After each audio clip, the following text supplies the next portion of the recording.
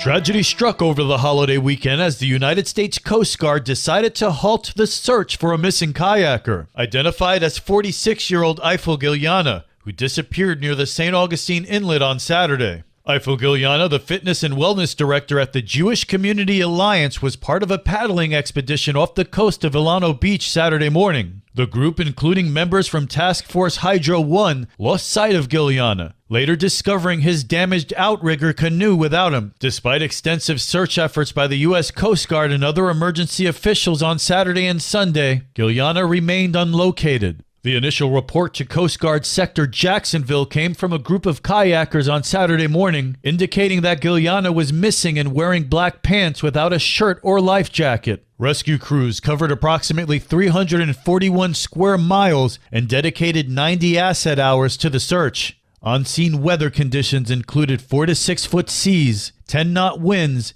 and a rip current advisory in effect.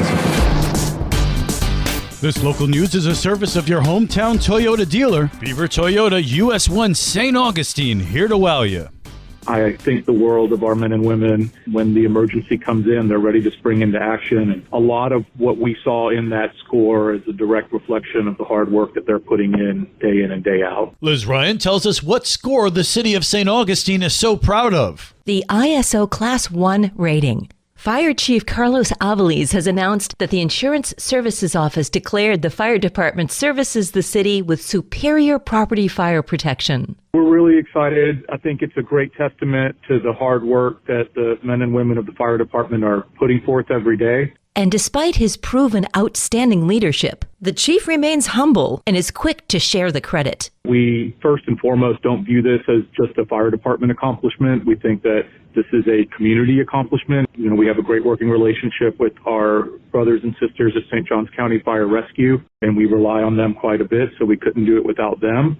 But then in the city, 40% of the overall grade is water. And so the city's commitment to infrastructure, we need water.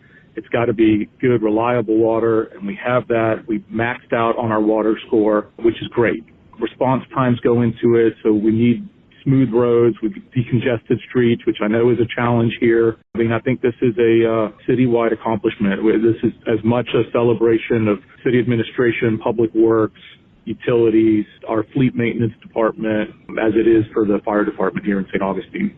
This Class 1 rating places them in the top 1%, keeping them among the most elite departments across the country. Another benefit is the ISO rating is used in residential and commercial property premium calculations. So, the better the ISO rating, the better chance of lower premiums from insurance agencies. For St. Augustine's Local Morning News, I'm Liz Ryan.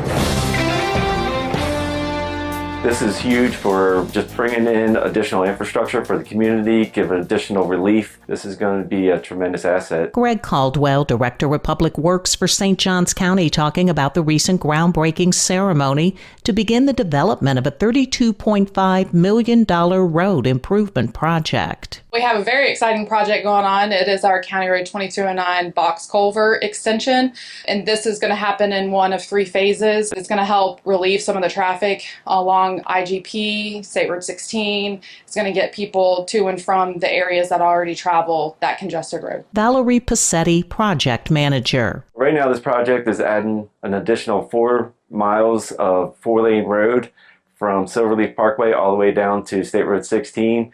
We are going to include a sidewalk on one side and then a multi-purpose path on the other side that's going to be 12 feet wide.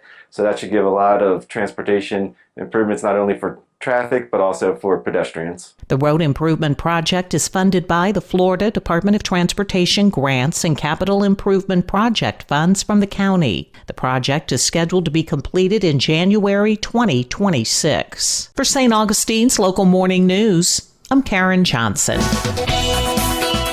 And now you're up to date with St. Augustine's Local Morning News. I'm Rich Carroll.